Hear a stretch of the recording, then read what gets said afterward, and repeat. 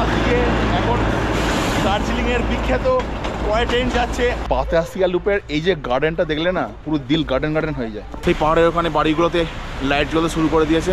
আমরা দার্জিলিংয়ের পপুলার একটা ভিউ পয়েন্টে বাতাসিয়া লুপ। এখানে পার হেড অ্যাডাল্ট পার্সন 50 টাকা করে টিকিট কেটে আমরা উঠবো এই রাস্তা ধরে বাতাসিয়া লুপের দিকে।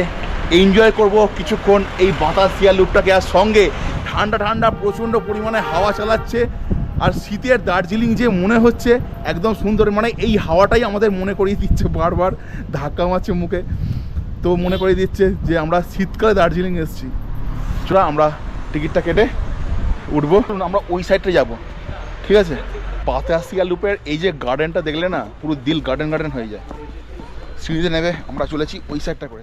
আর ওখানে দার্জিলিং লেখা একটা বড় এইরকম একটা স্ট্যাচু, না দার্জিলিং লেখা আছে ওখানটা করে, আই লাভ দার্জিলিং। ওখানে দাঁড়িয়ে প্রত্যেকবার ছবি তুলি, ওখানেই এখন গিয়ে ছবি তুলবো।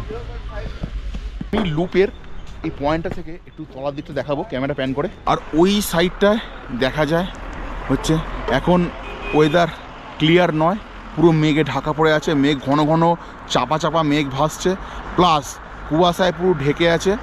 আর ওই দিকটায় দেখা যায় হচ্ছে কাঞ্চনজঙ্ঘা। যতবার আসি বাতাসিয়া লুপে প্রত্যেকবার নতুন নতুন ভ্যারাইটিস ফুলের গাছ প্লাস বাহারি গাছ আমি দেখি, নতুন নতুন বসিয়েছে। পাইনের যে দুটো দিকে একটা রো আছে আর লেফটে রাইট সাইডে দুটো রো আছে, এর মাঝখান দিয়ে ভাই আর আমি প্রত্যেকবারই যাওয়া আসা করি, এখনও যাবো। ভাই গেছে ওই দিকটা করে ফটো তুলতে, আর আমি এই দিকটা করে এখন ভিডিও করছি। এই ভেতর দিয়ে না যেতে খুব ভালো লাগে আমার। এই গ্রিন নেট দিয়ে ঘিরে দিয়েছে এখানটা এখন, কারণ ভেতরটা করে না কাজ চলছে গার্ডেনে, সেই জন্য দেখতে খারাপ লাগে। ঘিরে অন্ধকার হয়ে গেছে আর আমরা বাতাসিয়া লুপে এখনও দাঁড়িয়ে আছি, ভিডিও করে যাচ্ছি।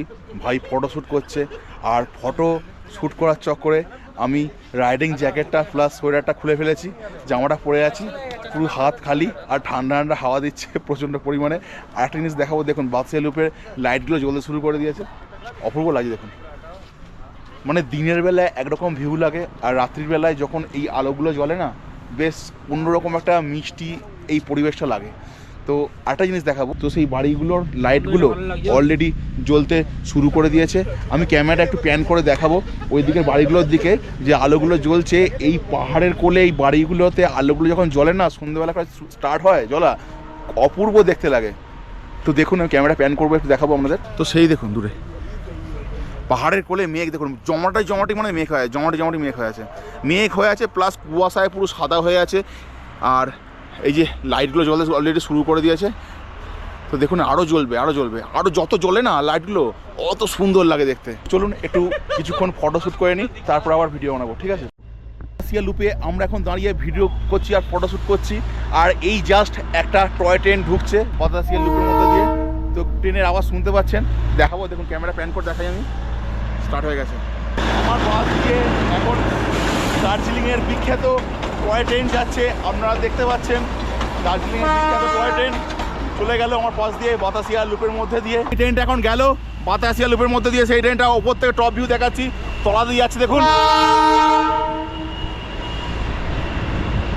সেম ট্রেন এক পাক খেয়ে ওই দিক দিয়ে এসে এক পাক খেয়ে ওই যাচ্ছে, ট্রেনটা ঘুরে যাচ্ছে দার্জিলিংয়ের দিকে। রাতের দার্জিলিং, আর আমরা দাঁড়িয়ে আছি বাতাসিয়া লুপের ওপরে, আর তলা দিয়ে যাচ্ছে টয় ট্রেন, দার্জিলিংয়ের বিখ্যাত টয় ট্রেন।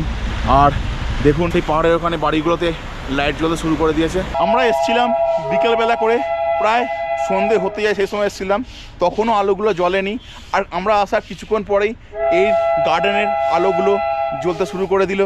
অপূর্ব লাগলো এই গার্ডেনটাকে, একটা সুন্দর সন্ধ্যের বাতাসিয়া লুপকে আমরা পেলাম সঙ্গে দার্জিলিংয়ের বিখ্যাত টয় ট্রেন হুইসেল বাজিয়ে আমাদের পাশ দিয়ে নিউজের মধ্যে চলে গেল। আর তারও লুক আমরা ওপর থেকে তলার দিকে দার্জিলিংয়ের যার দিকে যাচ্ছে এটা আমাদেরকে দেখালাম।